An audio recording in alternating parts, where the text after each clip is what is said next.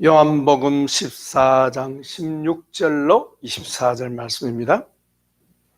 내가 아버지께 구하겠으니 그가 또 다른 보혜사를 너희에게 주사 영원토록 너희와 함께 있게 하리니 세상은 너희 그를 받지 못하였나니 이는 그를 보지도 못하고 알지도 못함이라. 그러나 너희는 그를 알아니 그는 너희와 함께 그것이며 또 너희 속에 계시느니라. 내가 너희를 구하와 같이 버려두지 아니하고 너희에게로 오리라.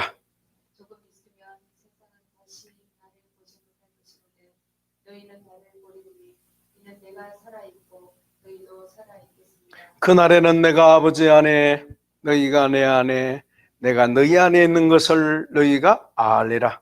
나의 계명을 지키는 자라야 나를 사랑하는 자니 나를 사랑하는 자는 내 아버지께 사랑을 받을 것이요 나도 그를 사랑하여 그에게 나를 나타내리라.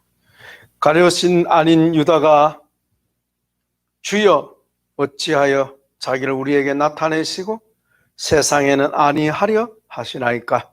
예수께서 대답하여 이르시되 사람이 나를 사랑하면 내 말을 지키리니 내 아버지께서 그를 사랑하실 것이요 우리가 그에게 가서 근처를 그와 함께 하리라. 같이 합니다.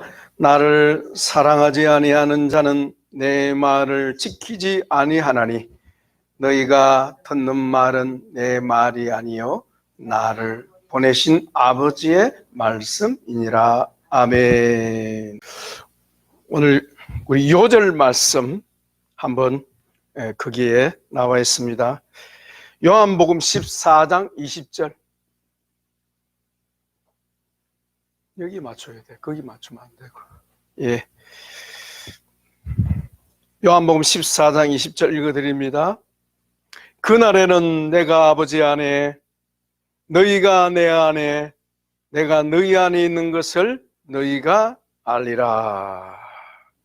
여러분 반갑습니다. 이제 오늘은 2월 말주일이네요. 참 이 세상이 참 급변하게 돌아가고 있습니다. 특히 코로나로 인해서 흔히 하는 말 한 번도 경험해 보지 않은 시대를 살고 있다고. 전에는 이런 일이 없었는데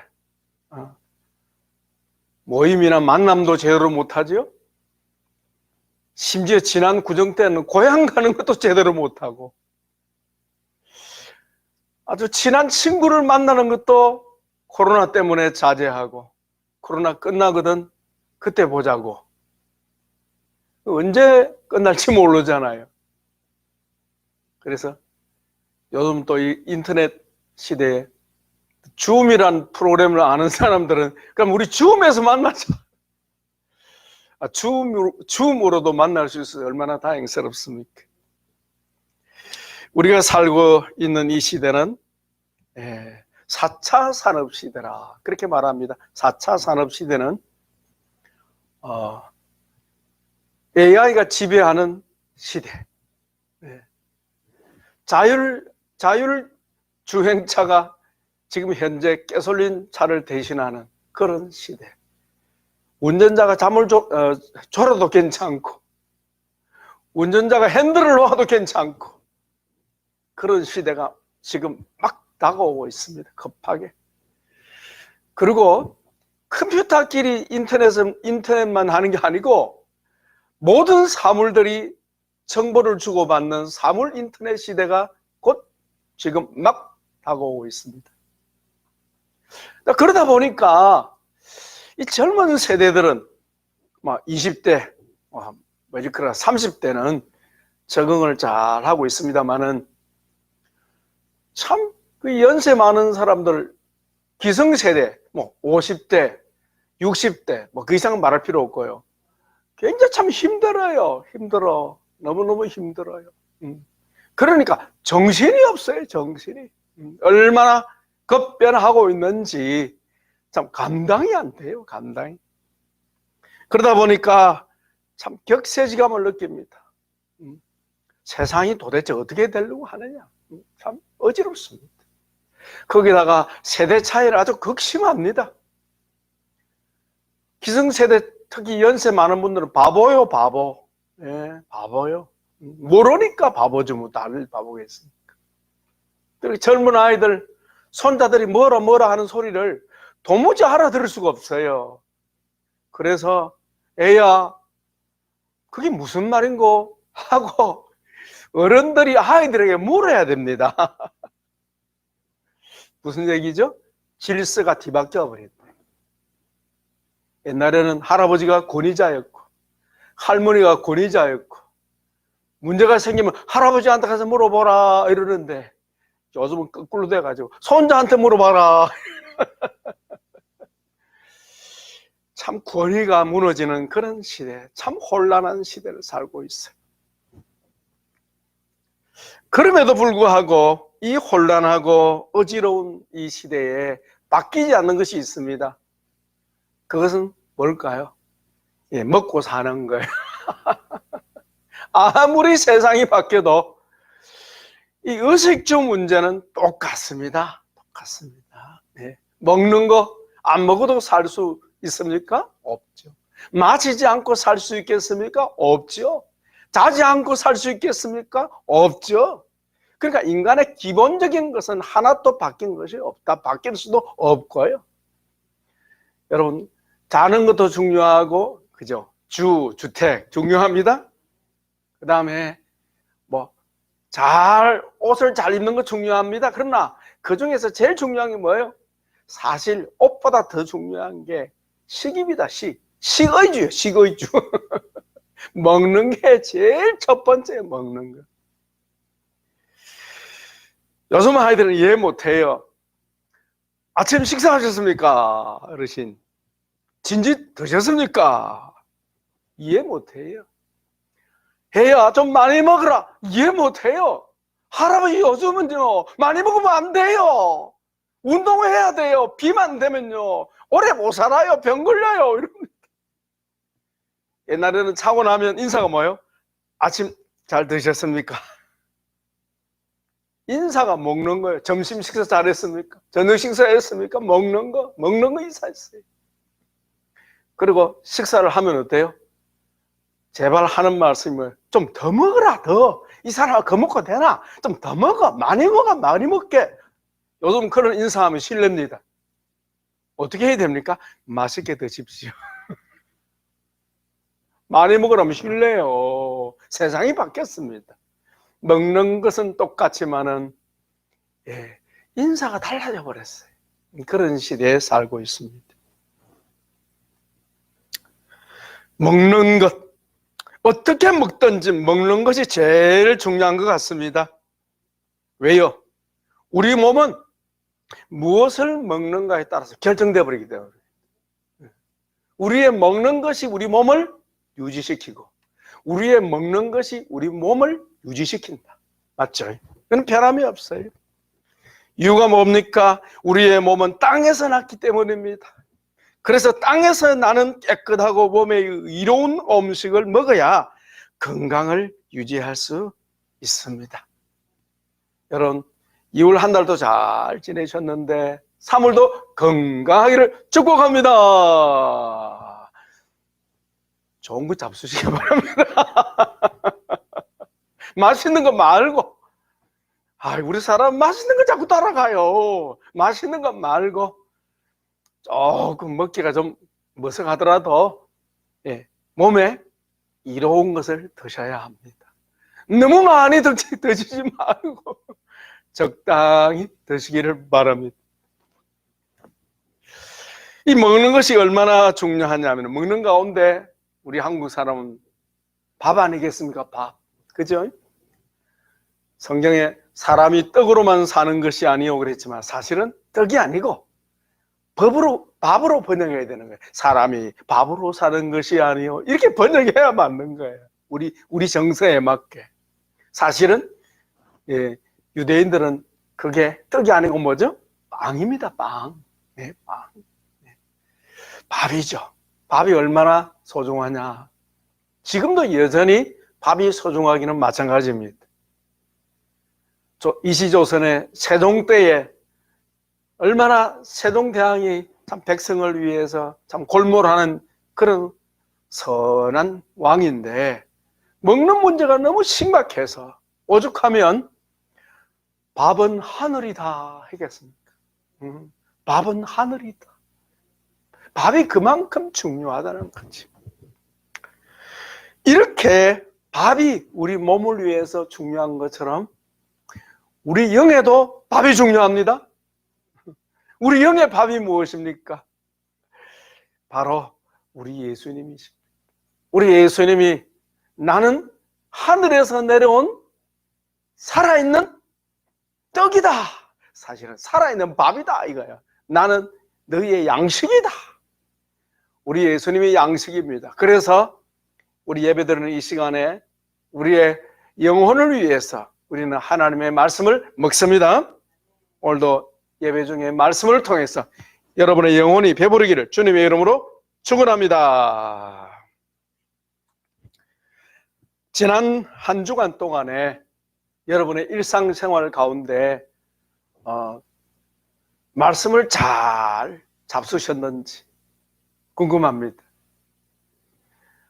여러분 말씀 잘 잡수셨습니까?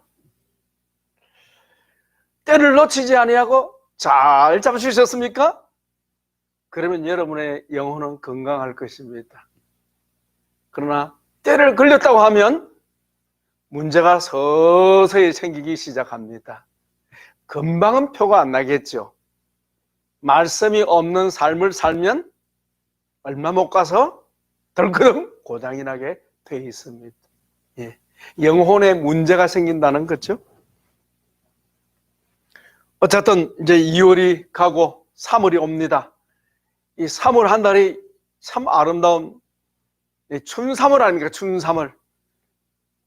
이 복된 3월이 오면 여러분의 영과 혼과 몸이 강건하기를 축복합니다. 지난주에는 예수님을 따라서라는 말씀을 제가 전하면서 정 목사의 설교 방향이 오직 예수님을 따라가는 설교를 해야 되겠다고 그렇게 여러분들과 함께 나누었습니다. 예수님이 이 땅에 오셔서 3대 사역을 하신 것처럼 예수님 3대 사역 아시죠? 전파하시고 가르치시고 치료하시는 사역 3대 사역을 우리 예수님이 하셨는데 주일 말씀 속에 설교 방향이 어떻게 예수님을 따라가야 할 것인가에 대해서 여러분들에게 말씀을 전했습니다. 예수님을 따라서 말씀을 전해야 한다 하는 것을 말씀드렸는데 곰곰이 여러분들 생각해 보면 예수님을 따라가야 하는데 구체적으로 예수님을 어떻게 따라가야 하는가에 대해서는 제가 말씀을 못했어요. 그래서 오늘은 예수님을 어떻게 따라가야 하는가 하는 것에 대한 주제를 가지고 여러분들에게 함께 말씀을 나누고자 합니다.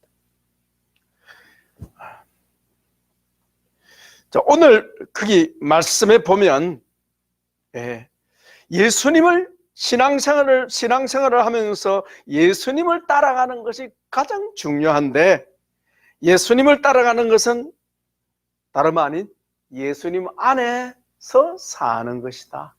예수님을 따라가는 것이 무엇인고 예수님 안에서 사는 것이다. 그래서 예수님 안에서 사는 사람, 예수님 안에서 사는 인생 참으로 복이 있을 줄 믿습니다. 그것이 성경에서 말씀하는 영생이다. 영생. 바리새인들이 우리 예수님께 와서 물었습니다. 예수님을 향하여 우리가 어떻게 해야 하나님 나라가 언제 우리에게 임합니까? 하나님 나라가 언제 임하느냐고 물었습니다. 그럴 때 우리 예수님이 대답하시기를 하나님 나라는 여기 있다 저기 있다고 말할 것이 아니요 하나님 나라는 너희 안에 있다. 하나님 나라는 너희 안에 있다 이 말은 무슨 말이지? 바리새인들 가운데 하나님 나라가 있는 것이 아니고 예수님과 함께 있는 바로 이 시간 너희 안에 하나님 나라가 임한다 하는 겁니다. 바로 예수님 안에 사는 것, 예수님을 모시고 사는 것, 예수님을 따라 사는 것, 거기에 하나님의 나라가 임할 줄 믿으시기 바랍니다. 이 자리에 하나님의 말씀을 듣는 모든 분들은 다 성도요 그리스도인인 줄 믿습니다. 그리스도인의 참된 표지가 무엇입니까? 어떤 사람이 참된 그리스도인입니까? 여러분 스스로가 오늘 한번 점검해 보시기 바랍니다. 나는 정말 진짜 그리스도인이 맞는가? 나는 정말 예수님을 따라가는 사람이 맞는가? 나는 정말 예수님 안에서 사는 사람이 맞는가? 하는 것을 여러분이 점검하는 시간이 되기를 바라서 몇 가지 질문을 던져보겠습니다. 우리가 확신에 거하기 위해서는 회의를 해야 돼요.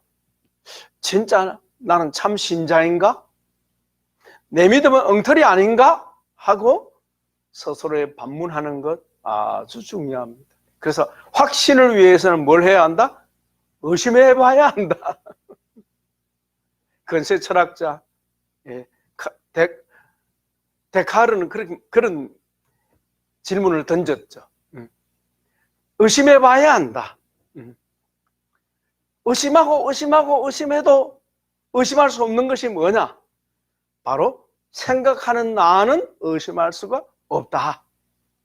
그래서 확신에 거하기 위해서는 의심해 봐야 한다. 그렇게 우리에게 교훈을 주었습니다. 자기 확신을 위해서 우리 스스로가 질문을 한번 던져보자. 나는 진짜 참된 그리스도인이 맞는지. 그 첫째가 오늘 이 세상에 종말이 오고 오늘 밤에 예수님이 나를 부르실지라도 여러분은 천국 갈 수 있겠습니까? 아멘이죠? 네. 우리 예수님이 니고데모에게 전도한 말씀이 기억납니다. 진실로 진실로 내게 이르노니 사람이 거듭나지 아니하면 하나님 나라를 볼 수 없느니라. 예. 어떤 사람이 천국에 들어가죠? 거듭나야 한다. 여러분 거듭난 그리스도인이 맞습니까? 예. 거듭나야 천국에 들어갈 수 있다. 그런데 아멘을 했는데 내가 진짜 거듭났는지 어떻게 알 수 있습니까? 여러분이 거듭난 것을 어떻게 알 수 있죠? 네. 우리 예수님이 대답했습니다. 사람이 물과 성령으로 나지 아니하면 하나님 나라에 들어갈 수 없느니라. 육으로 난 것은 육이요 영으로 난 것은 영이니 네가 거듭나야 하겠다는 말을 이상하게 여기지 말라.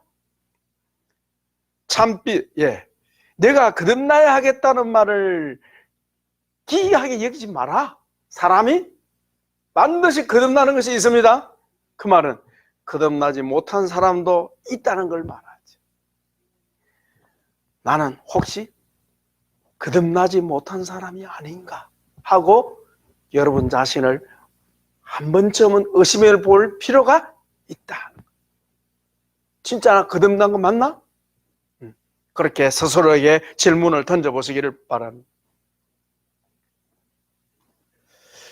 셋째 질문입니다. 예수님이 거듭난 사람은 그 안에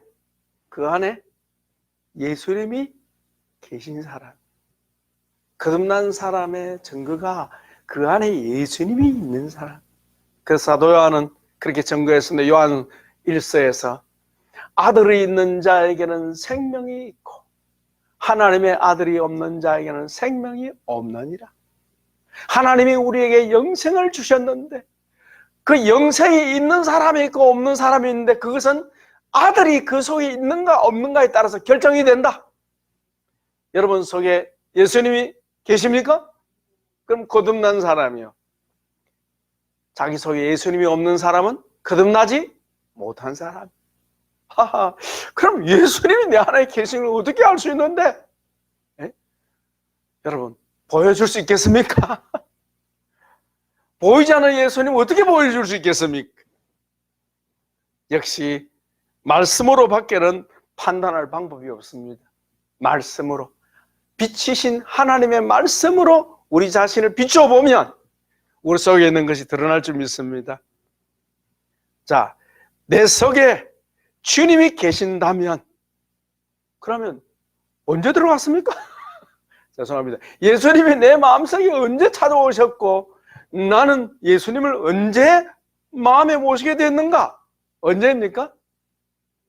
바로 예수님을 믿고 주님을 영접하는 순간에, 내가 모셔드리는 그 순간에, 그날이 정확하게 아는 사람도 있고 모르는 사람도 있어요. 정확하게 몰라도 관계없어요. 분명히 예수님이 내 안에 들어오신 것을 우리는 확신할 수가 있습니다. 그죠? 예. 요한복음 1장에 보면 이런 말씀이 있습니다. 그가 세상에 계셨으며 세상은 그로 말미암아 지은 바 되었으되 세상이 그를 알지 못하였고 자기 땅에 오매 자기 백성 유대인들입니다. 유대인들이 영접하지 아니하였으나 영접하는 자 곧 그 이름을 믿는 자들에게는 하나님의 자녀가 되는 권세를 주셨으니 이것은 육정으로나 사람의 뜻으로 나지 아니하고 오직 하나님께로부터 난 자들. 그러니까 예수님이 우리 마음속에 들어오는 순간에 하나님께로 다시 나는 거듭남의 역사가 있을 줄 믿습니다. 언제? 주님을 영접할 때에 내가 거듭나는 거예요. 아이고, 이걸 모르는 사람이 있습니까? 아닙니다. 확인할 필요가 있다는 거예요. 한 번쯤은 확인할 수 있어야 되겠습니다. 내가 예수님을 구주로 영접할 때에 주님이 내 안에 찾아오셨고 그 예수님이 내 안에 계십니다. 언제까지 계십니까? 영원토록 주님이 내 안에 계심을 믿습니다. 진짜입니다. 그런데 성경에 보니까요, 엉뚱한 말씀이 있습니다. 요한계시록 3장 20절에 보니까요, 내가 문 밖에 서서 두드리노니, 라오디게아 교회 성도를 향해서 내가 문 밖에 서서 두드리노니, 이 말씀을 주님이 하셨다는 거예요. 그렇다면 예수님이 어디 계시는 겁니까? 예수님이 문 밖에서 두드리시는 것을 보니까 예수님이 어디 계신다는 겁니까? 아이고, 큰일 났네요. 예수님이 문 밖에 계시는 사람도 있다는 거지. 무슨 얘기입니까? 이 부분에 대해서 다음 또 말씀 상고할 기회가 있겠습니다만은, 분명히 거듭났어도 삶 속에서 예수님을 마음에 모시고 사는 삶이 안 되면 어떻게 된다는 거예요? 마치 주님을 마음 문 밖으로 밀쳐내서 예수님은 삶 속에서 자신과 전혀 상관없는 삶을 얼마든지 살 수 있다는 걸 말해요. 일테면 미안합니다만은 너무 일상생활이 바쁘고 직장의 일이 바쁘고 사업이 바빠가지고 한 번도 아침부터 저녁까지 예수님을 한 번도 생각해 본 적이 없다. 그러신 분들은 어떻게 되는 거예요? 여러분 같으면 그런 사람하고 하루 종일 같이 있겠어요? 그래서 예수님이 어디 계시다는 겁니까? 그럴 때는 예수님이 존재론적으로 아니고 삶 속에서 실제적인 삶에 있어서는 주님과 인격적인 관계가 없는 삶은 어때요? 예수님이 마치 문 밖에 계신 것과 똑같아요. 그 말은 불신자의 삶과 똑같아요. 그렇게 되면 이제 문제가 생긴다 이 말이죠. 그래서 라오디게아 교회 성도들은 어떤 상태입니까? 3장 15절에 보니까 너의 행위를 아노니 네가 차지도 아니하고 뜨겁지도 아니하도다. 무슨 얘기죠? 네가 믿는 것도 아니고 안 믿는 것도 아니구나. 주님이 그렇게 노하셔서 말씀하기를 네가 이같이 뜨겁지도 않고 차지도 아니하니 내가 너를 토하여버리리라. 아이고 주여 어쩌면 좋습니까? 안 믿는 사람이 아니에요. 라오디게아 교회 성도들입니다. 믿는 사람들이에요. 믿는 사람인데도 예수님을 잃어버리고 예수님을 놓쳐버리고 예수님이 없는 삶을 살게 되는 것이 혹 있다 흐다하다, 흐다하다, 흐다하다, 흐다하다. 오늘부터 예수님을 제대로 모시고 살 수 있기를 축복합니다. 그렇다면 오늘 말씀 제목대로 어떻게 해야 주님을 늘 모시고 살 수 있을까 하는 답입니다. 어떻게 해야 주님을 늘 모시고 살 수 있는가? 말 바꾸면 어떻게 해야 날마다 예수님을 따라갈 수 있는가? 또 다른 말로는 어떻게 해야 예수님과 동행할 수 있겠는가? 어떻게 해야 주님을 놓치지 아니하고 주님을 마음에 모시고 늘 함께 살 수 있겠는가? 하는 해답이 오늘 본문에 나옵니다. 우리가 읽었던 요한복음 14장은요, 복음서 중에서 우리 예수님이 많은 강론을 했습니다마는 그 강론 중에서 제일 긴 강론이에요. 흔히 생각하기를 마태복음 5장, 6장, 7장에 나오는 뭐죠? 산상수훈이 제일 긴 줄로 생각하는데 아닙니다. 그건 석 장밖에 안 돼요. 15장, 6장, 7장. 근데 이 14장은요, 예수님의 다락방 강론이라고 그래요. 다락방 강론. 예수님이, 여러분 펼쳐보십시오. 13장 성경 가지시면 보시면, 유월절 전에 예수께서 자기가 세상을 떠나 아버지께로 가실 때가 있는 줄 아시고 뭘 했습니까? 다락방에 모여서 주님이 최후의 만찬, 그 유명한 최후의 만찬을 배설하시고 거기서 성찬 예식을 제정했어요. 성만찬, 마지막 최후의 만찬이 여기서 나온 거예요. 성만찬을 제정하시고는 그 다음에 성만찬 자체가 바로 예수님의 다락방 강론이에요. 그리고는 제자들의 발을 씻기면서 말씀하셨어요. 베드로가 주여 나는 못 씻깁니다 하니까, 네가 내한테 발 씻김을 받지 못하면 너는 나하고 아무 상관없다 말씀하시고, 내가 이같이 하여 너희에게 본을 보였으니 너희는 나를 본받는 자가 되라. 주님 말씀하셨죠. 그러면서 계속 강론이 나와요. 13장 넘겨보십시오. 14장, 오늘 본문 안에 있는 장 아닙니까? 15장 포도나무 비유, 그죠? 16장 13, 14, 15, 16 넉장에 걸쳐서 장장 긴 다락방 강론이 계속됩니다. 그래서 여러분 마지막에는 어떻게 끝나는지 아십니까? 거기 16장 34절 3절 보십시오. 이것을 너희에게 이르는 것은 너희로 내 안에 평안을 누리게 하려 함이라. 자 보세요. 주님과 동행하면 어떻게 된다고요? 평안을 누린다. 평안이 뭐죠? 천국을 누린다 말이에요. 평안을 누리게 하려 함이라. 세상에서는 너희가 환난을 당하나, 어려움을 당하나 담대하라. 내가 세상을 이겼노라. 이게 예수님의 다락방 강론의 결론이요. 내가 세상을 이겼노라. 예수님이 세상을 이겼다. 그리고는 우리에게 뭘 주셨어요? 평안을, 참된 평안을 주시고 그 평안을 어떻게 하라? 누려라. 평안을 누리시기 바랍니다. 예수님 안에서 사는 사람은 평안을 누립니다. 여러분 평안을 못 누리면 여러분은 예수님 안에 사는 게 아닙니다. 아닙니다. 아닙니다. 찔리는 사람 들어 있습니다. 이거 목사님 저는 열받을 때는 평안을 잃습니다. 왜 열받습니까? 예수님 안에 있지 않기 때문에 그런 거예요. 그 다음에는 17장이 뭐죠? 역시 다락방에서 예수님의 중보기도죠. 중보기도. 사도 요한은 겟세마네 동산의 기도를 기록하지 않고 마태나 마가나 누가가 기록하지 않는 다락방에서 주님의 중보기도를 기록해놨죠. 한 장에 걸쳐서. 그래서 다락방 강론과 예수님의 중보기도가 함께 나오는 거예요. 아주 긴 장입니다. 참고하시기를 바랍니다.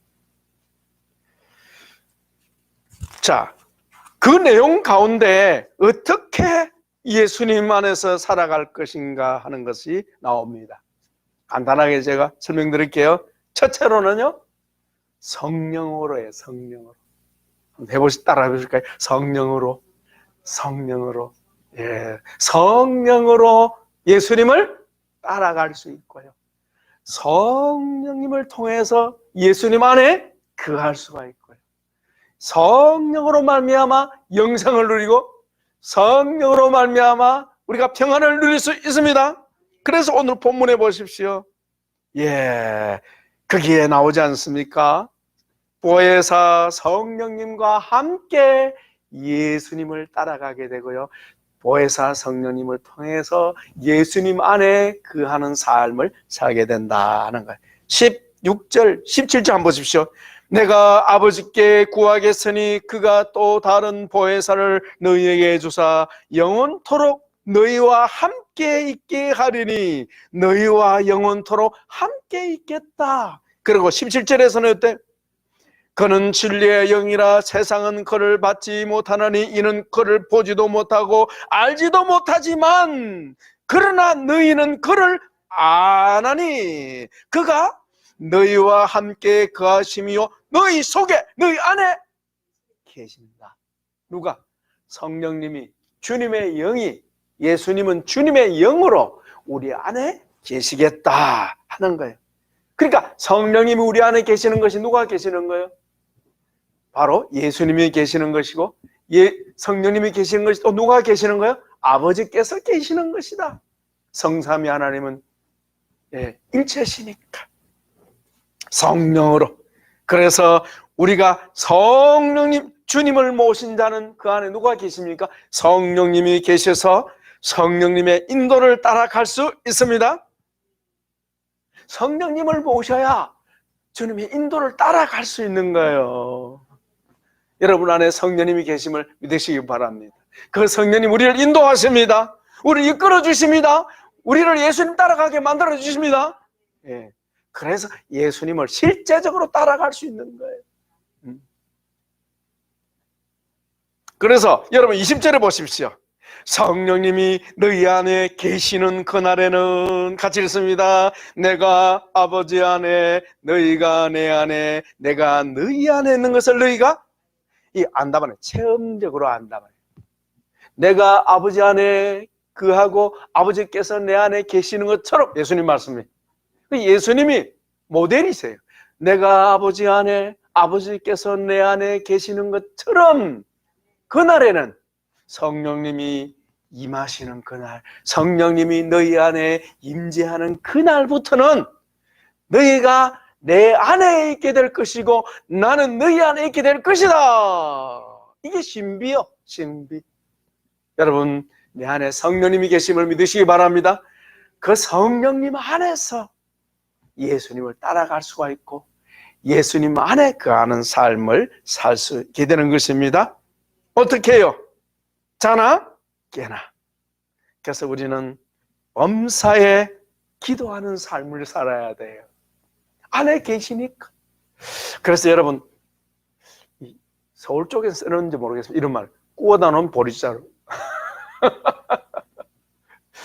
옛날에는 이 보리쌀이 인기가 없었어요. 쌀이 인기가 있었지.